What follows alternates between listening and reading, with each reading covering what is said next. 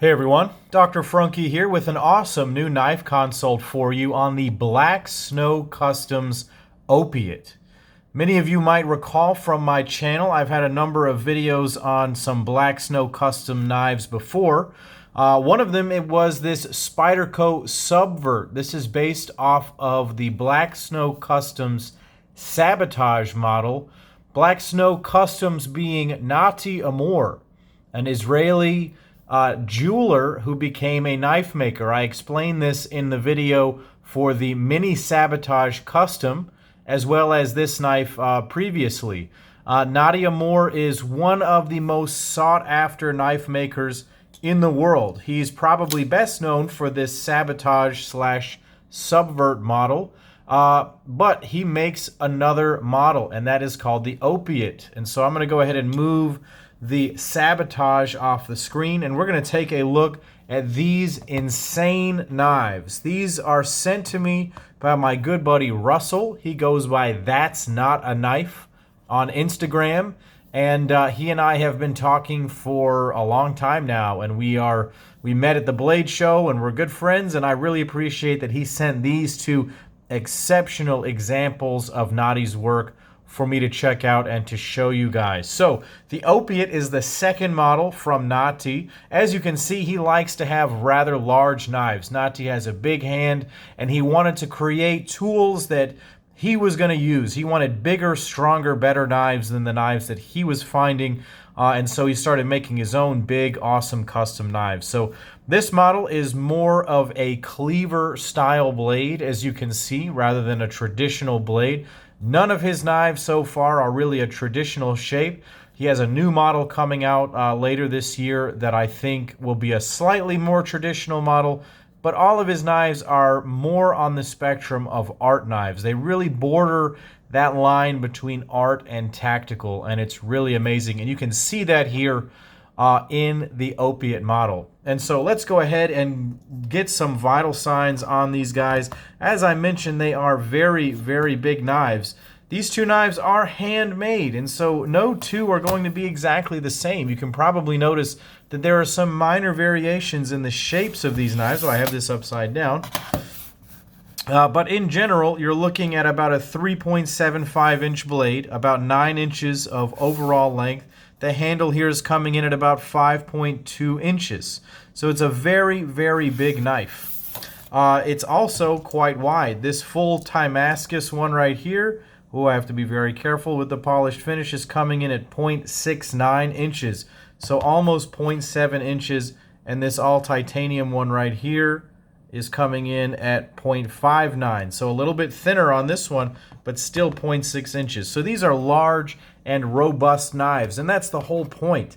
These knives cost a good amount of money, in the well over $1,000 range, maybe even well above $2,000 for some specs like this super high-end one right here.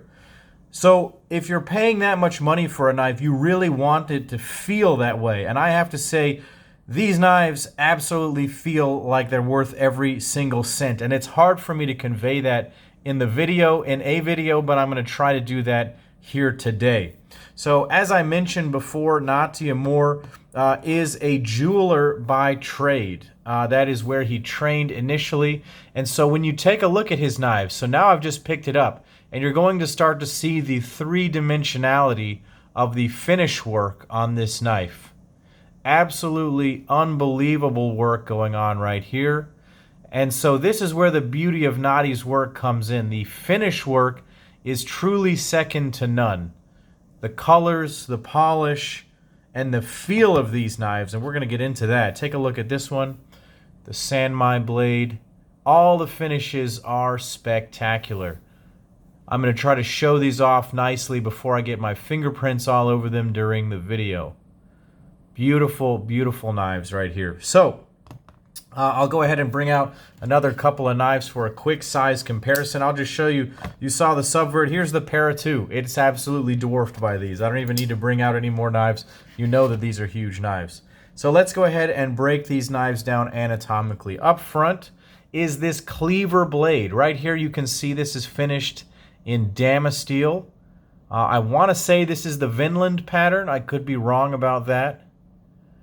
But Damasteel is a Swedish steel company. They create their own Damascus steel from high-performance powdered metallurgy stainless steels, namely RWL 34 and PMC 27, with the RWL being the polished steel component here. What Nati does better than almost anyone else in the game right now is get his polishes absolutely perfect. The way to perfectly etch Damasteel, or I guess most perfectly etch it, is to obtain a true mirror polish on the steel prior to etching it. And as you can see, this thing is reflecting everything.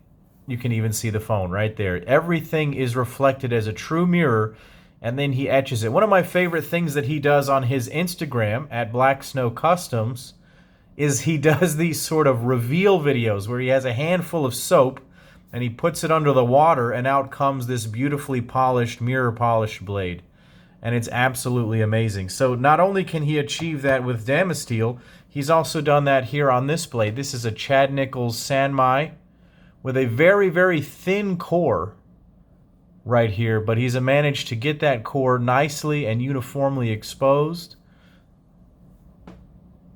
And he's also achieved that mirror polish. Even through the dark etched part, there is a mirror finish to that steel. And that's really impressive because these steels are all performance steels, and they're all hardened, and it takes an absolute master of the craft to achieve that kind of a perfect mirror finish. Perfect mirror finish right there.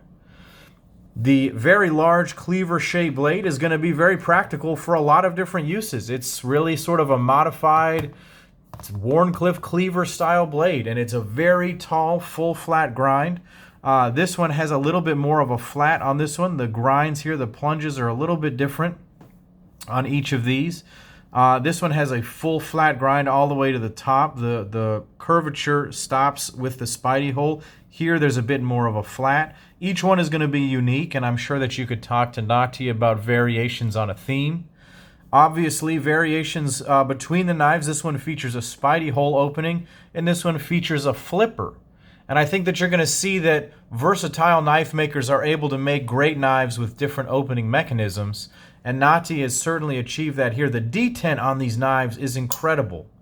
You can't shake it out.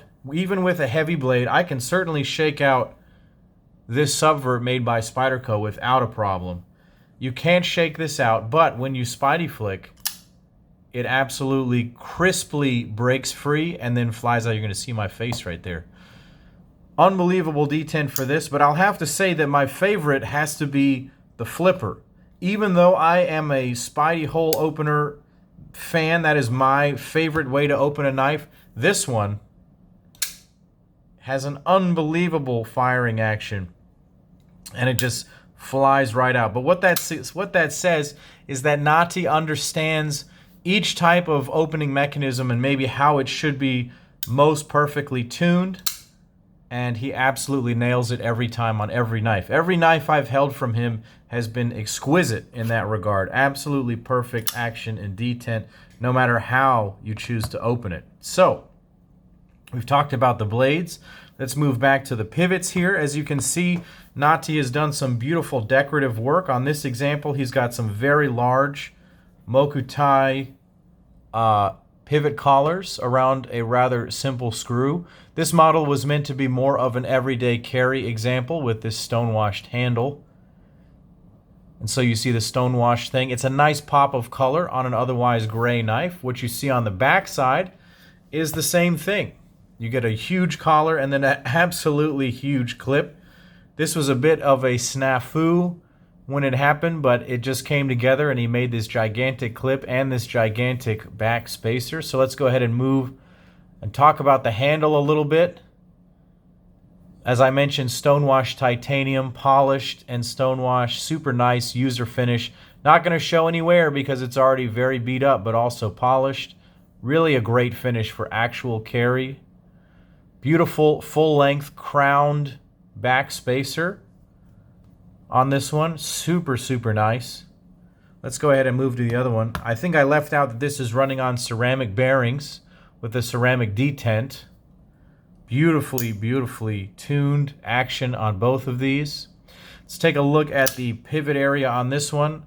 Nice little mokutai collars right there with some simple colors. Fitting with the other pattern here. Let's look at this handle. Beautiful polished titanium bolsters and hidden hardware clip. I didn't mention the other one is also hidden hardware here. That's a nice touch. I'll say his finish work is second to none. You'll notice there's really no other hardware seen on this knife. There's a pivot screw and there's really no other hardware. This is really a fully hidden hardware construction, even on the front. Spectacular work done here, guys. Recognize the level of quality that's going on here. Aside from the materials themselves, the materials are very eye-catching, but the knife itself underneath is absolutely amazing. Take a look at the finishing on the mokutai here. Really, really nice. Damasteel backspacer on this one. Beautiful, beautiful work. And this is just amazing to handle. I think that there's a lot of hype about a lot of knives, and Black Snow Customs and Nati Amor's work is certainly one of those. He is widely regarded as one of the very best knife makers currently making knives because of his fit and finish and quality, and I believe it. I see it. I feel it. Let me show you more of this knife in particular. This phone will never capture the sound that this knife makes, or the feeling that it gives you as it rifles out and shocks your whole arm into shaking. And this knife, the satisfaction of closing it and then flinging it out, it feels like a bank vault door smoothly opening, and then it falls with absolutely no effort and locks right into place. It's very difficult to find knives that are this smooth ever, but to have them be smooth and perfect in every single detail is absolutely insane. And to see that consistency across a number of knives now is really special to see. Nati has been good from the very beginning, but he's been getting better with time, and his latest work is absolutely insane. Russell sent me these knives in good faith to show how awesome his work is, and Russell really doesn't want anyone else's knives at this point. He's convinced that these are the best in the world, and I can't deny that. These are incredible. Now, the designs may not speak to you. You may not need a big cleaver blade in your collection. Even if you have the money to collect these types of knives, this may not speak to you. However, what I can say is that these are some of the best built, most perfectly built knives I've ever handled to be made by hand. They feel as if they have been perfectly made by a machine. They are that perfectly finished, but they still have so much soul to them. You can see the work that's gone into this. The smooth lines, everything has been touched, nothing has been overlooked, even on a simpler version. Absolutely everything. The anodized screws just to add to the color. I don't want to miss any details on this before I have to send these out. Absolutely spectacular and phenomenal work. Nati really is the best of the best, so absolutely believe the hype. And thank you to Russell again for sending these knives along so I could check them out. Let me know what you think of the Opiate down below, and leave some comments. Go ahead and click like and subscribe to my YouTube channel here. Head over to Instagram and follow me at Dr. Frunkey. I'll leave some links down below to my previous videos on Black Snow Custom knives. You can follow him at Black Snow Customs on Instagram. If you want to help support my channel, please go to patreon.com/Dr. Frunkey, where you can help me to keep this channel up and running. Thank you guys for watching, and as always, take care.